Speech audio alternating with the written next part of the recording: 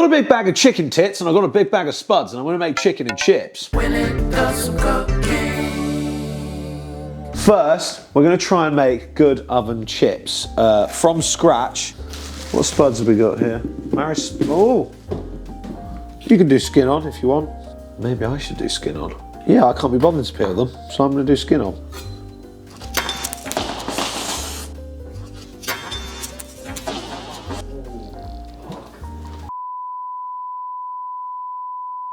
Small hiccup there. Probably won't have to be amputated, but there's every chance. Right, so we're just gonna chop some rough chip shapes here, guys. Try not to cut ourselves again. And we're gonna give them a very, very small amount of time in the pan full of very hot water. Reese, if you wouldn't mind boiling the kettle. Load of salt. Get that boiling water in. Just a little bit on the heat. 5 minutes, maybe. We're not just gonna do boring chips, we're gonna have some herbs on the chips. So we're gonna do some rosemary and some thyme, which will also be useful in flavouring our chicken. Tell you what, you use your middle finger quite a lot more than you think. A little bit of fresh rosemary, and then just some thyme. You can fanny about trying to get all the little individual leaves off the thing, or you know, you can just say, I'm not Marco Pierre White, and I never will be, and I'm just cooking in my kitchen at home, so. Right, okay, so now we're gonna get our tray out of the oven, which is nice and hot. Vegetable oil. I find that if you're crisping up roast potatoes, or in this case, some homemade oven chips, vegetable oil is the best due to its high smoke point, maybe. It's just better than olive oil, really, for this kind of thing. Also, what I might do is just sort of infuse it a little bit with some of this.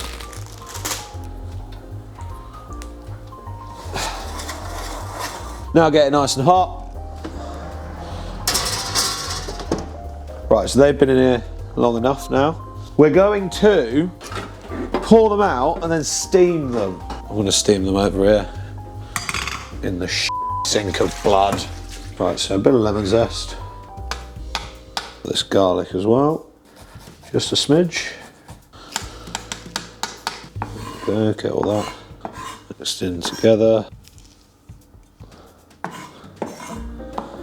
You shouldn't do that with a nice knife, but this knife has wronged me today, so. Good pinch of salt. Bit of black pepper, just a smidge.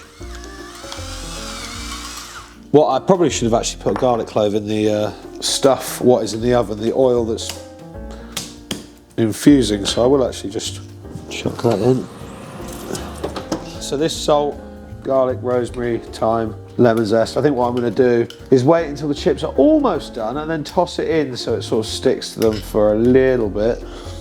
Oh yeah, that smells good. Right, okay, so just a little bit of flour and then just give them a little. None of them are broken, but you can see that they've kind of got this little sheen of sort of crustiness on them, so that stuff should crisp up quite nicely. I'm going to put a little bit in now, just a tad, and then the rest can go on later. I'm just going to go into that really, really hot oil, which, as you can see, there's absolutely these things. Get them all in, give them a big old shuffle.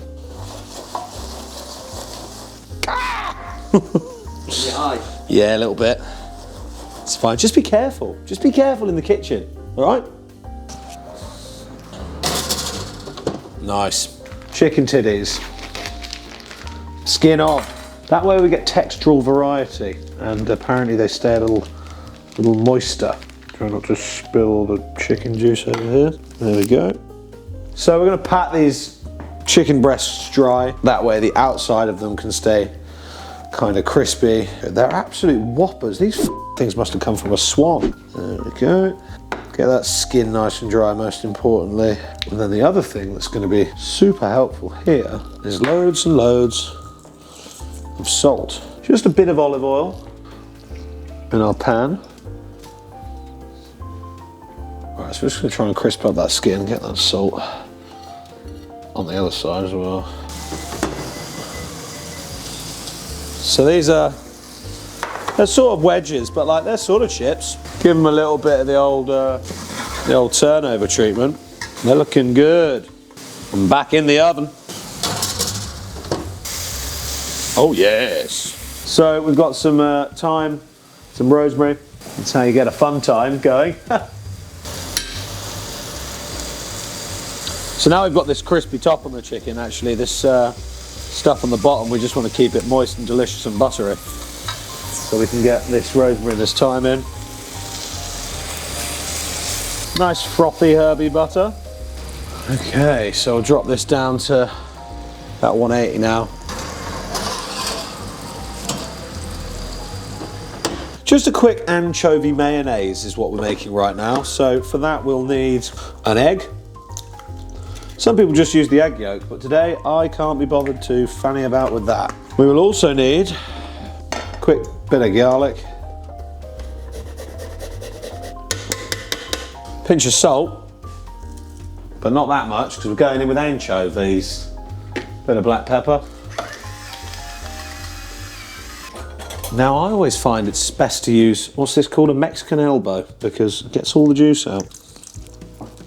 And then the anchovies. So I've got this little jar of very expensive anchovy fillets because it was the only ones I could find in the shop. It's quite strong anchovies. I'm just going to put that many in. That's probably too many, but I like anchovies.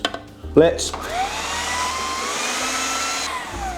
Right, and then when that's blitzed, you can use olive oil, but olive oil is expensive, and you can just use vegetable oil. And I find it gives you a sort of more Hellmann's-esque mayo, which I personally think is a good thing. Whilst it whizzes, gently pour in and it will emulsify. Now, it's definitely thickening up, but just a little bit of this anchovy oil is going to give it a bit more anchovy punch. So.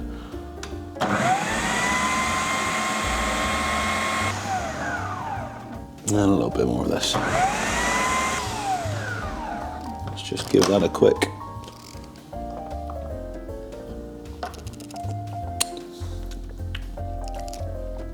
Oh. Yeah, nice. Need to take these chickens out.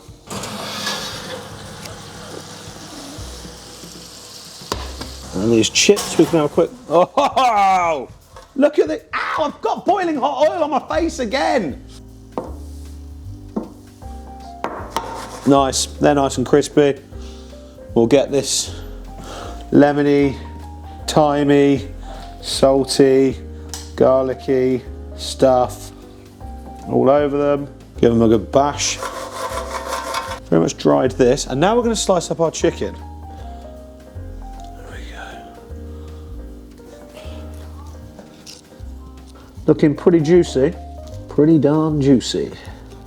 Best plate in the house. All these chips are hot.